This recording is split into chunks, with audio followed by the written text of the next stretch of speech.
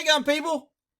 Well, let's talk about a little bit about gun stuff and the law. And it kind of falls into this pandemic coronavirus fear. I'm going to try to keep my calm hat on today. That damn bill got me so jacked up I could barely freaking... Anyway. Look, this guy Colin, he's a good dude, man. I've seen his videos. I don't have time to just go watch all his videos. And he's from Texas. I'm not sure where. I thought I heard him mention Plano. If he's in Plano, we're not far from each other. We need to hook up. But anyway, good dude, good pro second guy, puts out good content. From the content I've seen, I'm sure there'll be somebody here, I don't like him, he said this, whatever. Look, from the content I've seen, he's on point. He's a fellow patriot, and he's trying to do the right thing. So if you want to hit him subscribe, that would be cool. Get his numbers up. Hell, he's at one point. I didn't even see how many subscribers. He got one. Shit. He don't need my endorsement. But anyway, I think he's a pretty good dude. So anytime I see any gun channel or any gun video or anybody pushing back against the left and gun control, I hit subscribe. I don't know how many subscribers I subscribe to, but I don't care. I hit subscribe because it's to tell YouTube these channels are important. They're not just, the channels that you should be harassing all the time. If YouTube thinks there's a lot of subscribers, then they'll think they can make money, and then they're less likely to mess with them. But let's get to this video. So he talks about where Dallas is saying, we're not responding to calls anymore. And they're not responding to a lot more than theft. They're not responding to anything unless it's very serious. And even then, they probably won't respond because they'll say, we don't have enough people, we got to wait, we got to stage. I've done several videos on how cops stage before they go to ints because there's policy that says you can't go in there like a hot dog by yourself like we used to go in to help people. No, you can't do that. We have to help ourselves first. We have to have the numbers. We have to do this. So this is nothing new, but Colin ties this in pretty good to the gun control. And I'm going to get into the legal case that he talks about and some legal issues on why government doesn't have to protect you.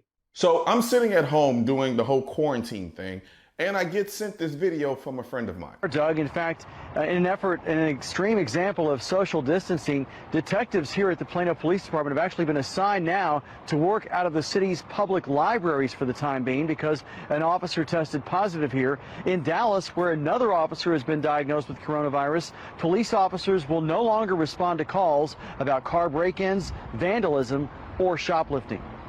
Goggles, gloves, sanitizers, and masks are now essential to a Plano police officer they can't see. This video will come as a shock to a lot of people who grew up with the belief that the police are here to protect you. I know a lot of cops, and they're good people, but they do not have a duty to protect you. The Supreme Court literally said this in 1989 in the landmark case of Deshaney v. Winnebago. Okay, we're going to talk about the Winnebago case, and it kind of sings the same thing, but actually that case was on government has an entity to protect a child and remove it from the house. But there was another case that was a little bit more on point with a restraining order. But I'm not cracking on him. Don't come here. Why are you hating on him? I'm not hating on him. I want people to understand that what he's saying is correct, and there's several cases, and people need to understand government will never and doesn't it required will never protect you and is not required to protect you. All right? The court held that the failure by the government workers to protect someone, in this case a 4-year-old boy, from physical violence or harm from another person, in this case his father, did not breach any substantive constitutional duty. Fast forward to 2020 during a pandemic, and police around the country are letting you know that they are not coming. Not because they don't want to, but because they can't. This is a unique situation where they could be infecting you without even knowing it. So they have to triage their calls and go to the most important ones, which means you are on your own for the most part. That's always been the case. I've said it for years. The biggest case is back during the LA riots, Rodney King riots. The country, that city went out of control, and the cops literally put up barricades and would not let people in the area. I don't remember. I thought I remember saying they couldn't come in or out. They weren't letting cars in or out. So if you got stuck inside that border when shit hit the fan, you were screwed. and you were on your own. And that's when the Koreans took up arms and guarded their stores, and their stores were the only ones that weren't burned and looted because they armed themselves. They took advantage of the Second Amendment and used it to save their property and their family. But this is exactly why we have the Second Amendment. The whole purpose of it was to give power to the people to protect themselves. Can you imagine being in any of the countries around the world where their citizens don't have a right to bear arms and hearing the police say, if you call us, we can't come? Do you realize how helpless you would feel? Well, the problem with that is not only is the Second Amendment your right to protect yourself, but the left is constantly passing laws that take away your ability to defend yourself. You can't shoot somebody for trespassing. You can't shoot somebody for stealing your car. You can't shoot somebody for this. So not only are they taking it away by taking away your ability by outlawing guns and trying to get guns from good people, they're outlawing it by actions and legislation saying you're not allowed to defend yourself. Because if we can prevent you from defending yourself, guess what? Then you need to depend on the government for protection. Then when something goes bad, we can say, oh, you got to pass taxes because there's not enough cops. Oh, we're cutting public safety. Oh, we're cutting the cops and firemen. That's always the deal to get more taxes. And people go, oh my goodness, I can't defend myself. I need the cops and firemen to protect me because I can't, houses are burning down left and right around me all the time. Freaking house ain't burnt down. I don't know how long. But anyway, I digress. Let's get back. Yet here in America, where we have an unbridled right to own firearms, a large portion of our country is actively trying to give that right away in exchange for complete dependence on the government. A large portion of idiots in our country, a large portion of people that don't understand, that think government is the answer and they're not the problem. They believe the Logan that we're from the government, we're here to help you. Those are the people that want to take guns from good people. They're also known as freaking idiots. For their safety. The same government that is now telling you that they can't come if you call them. I'm sorry, but after seeing and hearing this, anyone still talking about limiting people's Second Amendment right in order to keep them safe is an idiot at best and an evil at worst. See, that's why I like the guy. He's my brother from another mother. Go, Colin. I'm sure they had their reasons for making this announcement, but understand that that announcement was like a bat signal to every criminal on the street, and it's going to embolden a lot of people to do dumb shit. If you have a gun, keep it loaded and ready to go. If you don't have a gun, sell some toilet paper and go buy a gun.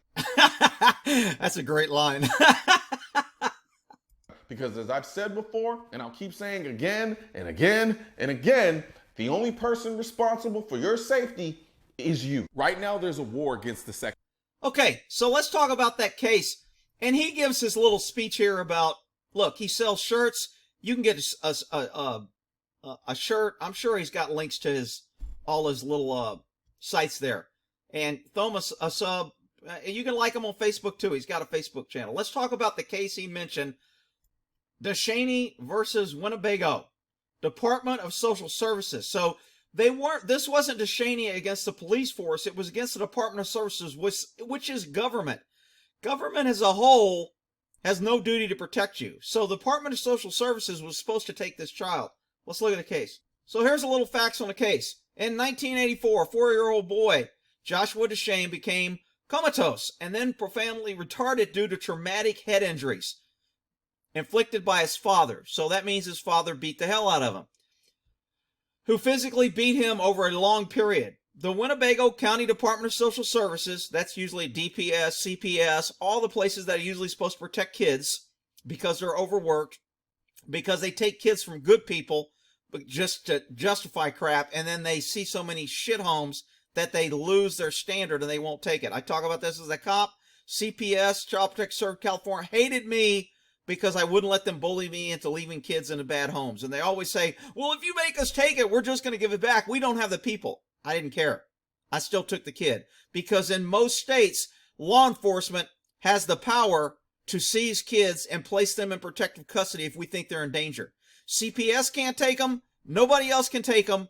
Police have the ability to take kids and seize kids.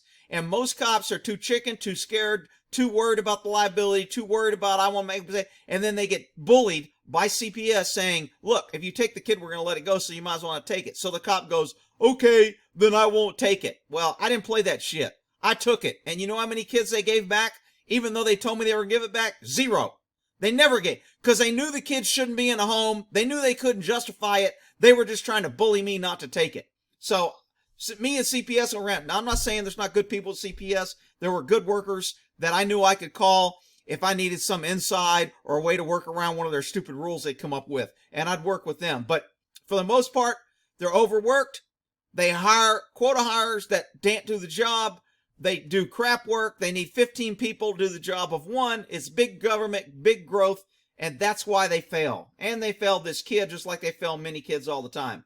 So, Winnebago Department of Social Services, Child Protective Services, whatever you want to call it, received numerous complaints of abuse. However, they did not remove the kid from the custody. Now, I don't know if the county there is responsible for removing. I would say the cops failed to protect the child. If they received the reports and the cops were called, the cops should have took the child. But I don't know all the facts. I didn't listen to this tape. You can listen to it if you want to. Usually they're an hour long here. So, they sued, and they wanted, alleging the department deprived the child of his liberty interests in violation of the 14th Amendment. So, the question is, does the state failure to protect an individual against private violence, that's a key word there, because it's not about public violence, it's about private violence, constitute a violation of due process in the 14th Amendment? And the court ruled. And here's how they ruled. You can see the judges that voted for and against. No, the due process clause does not impose a special duty on the state to provide services to the public for protection against private actors if the state did not create those harms. Now, this is really key because they're saying unless the state creates the harm, then they have no duty to protect. And a situation where the state would create this is if I handcuff you on the side of a road for a DUI and I make you stand in the road in my custody and a car runs you over, then they would say the state caused that and I created the harm because I took you in custody. So the only time the state has to protect you, which they even don't then because they still can't be sued, it's very hard, is if they create the situation to protect you. We used to call that for cops developing a special relationship. That's a term that the government uses. If I develop a special relationship with you, if I tell you I will protect you, if I put you in a situation to where I protect you, I say, hey, everybody run in this room and shut the door. And then I lock the door and the house burns down and everybody dies. I put everybody in there. Technically, you could say I caused it. Of course, you'd have arguments saying, you know what? The people were stupid enough to go in there. It was their fault. They made a decision. They could have said no and not gone in there and risked getting arrested, tased, and shot by me. But because I told them to go in there and they went in there, one party would argue I created it. Another party would argue, no, the people created it because they went in there when they didn't have to. So the law is always as clear as mud. And the people that say the law says well, they don't understand the law. And the people that say the Constitution will protect you, they don't understand the law. All right, so in this case, they said they didn't. Here's another case. Castle Rock versus Gonzalez. In this case, Jessica Gonzalez requested a restraining order. Now, a restraining order is a court order. That's where you go to government for relief and protection. You go to government in order to follow law to keep somebody that's stalking and that's making you in fear of your life. It's an abuse thing now. It's used as a way to screw a guy over. It used to be you really had to justify it for a judge to give it. Now, hell, you can just give it easy. Hell, cops can give it. Cops can give emergency restraining orders right on the scene. Anyway, Jessica Gonzalez requested a restraining order against her estranged husband. The state trial court issued an order. That's a court order. If you violate a court order, you can get arrested. That's very dangerous, very dangerous. Which prohibited the husband from seeing Gonzalez and their 3 daughters except during prearranged visits. A month later, Gonzalez's husband abducted the 3 children. Gonzalez repeatedly urged the police to search for and arrest her husband, but the police told her to wait until later that evening. I think I've covered this case before. I might have even done the whole oral arguments on this case. Basically, she kept going back to police department. I go, well, you know what? They haven't been listed that long. Well, technically, your husband is allowed to see him on a visit and he's just late. Well, maybe he'll bring it back later. Basically, they blew her off. she might have been a pain in the butt and made a bunch of false accusations. So when she came in this time, the cops were like, she's just trying to cause shit again. I don't know, but that happens. So they didn't help the lady. During the night, Gonzalez's husband murdered all 3 children and then opened fire inside the police station, where the police returned fire and killed him. So they returned fire and killed him, but they didn't arrest him for the violation of the court order, the restraining order. Gonzalez brought a complaint against the court alleging that Castle Rock violated her rights of due process under the Constitution for willfully and neglectfully refusing to enforce her restraining order. Okay, so she had a court order. The guy violated the court order. She asked the cops to enforce the court order. The cops said no. And the courts ruled, no problem. They don't have a duty.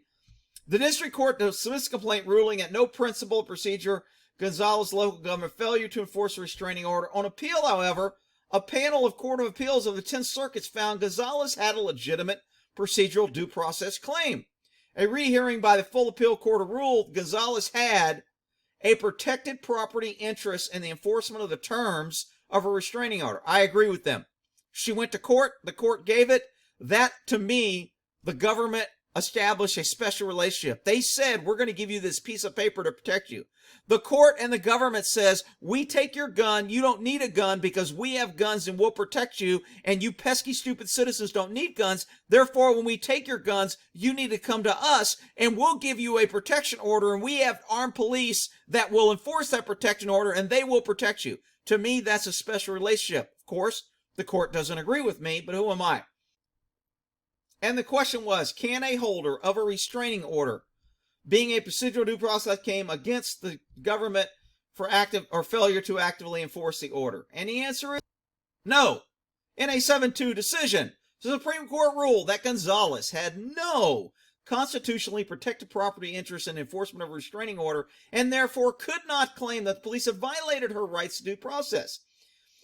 In order to have a property interest, and I guess your child isn't really a property interest. In order to have a property interest in a benefit as abstract as enforcement as a restraining order, the court ruled Gonzalez would have needed a legitimate claim of entitlement to the benefit. The opinion by Scalia found that the state did not entitle the holder of a restraining order to any specific action.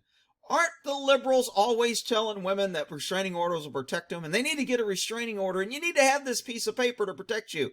Isn't the government the same government told women you shouldn't fight back for rape? You should blow a freaking rape whistle, and people will come help you. And if you fight back, you'll only make it. Isn't that the same government?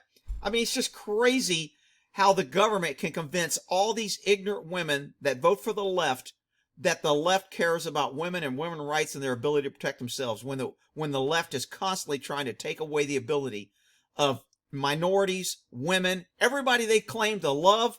They're constantly trying to take away of their ability to protect themselves, not only against evil people, but against government themselves that are telling them they need to protect them.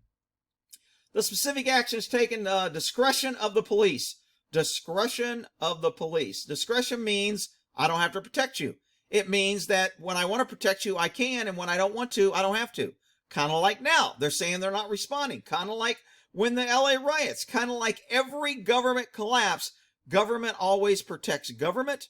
They protect themselves, and they tell you pesky tax-paying citizens you're on your own.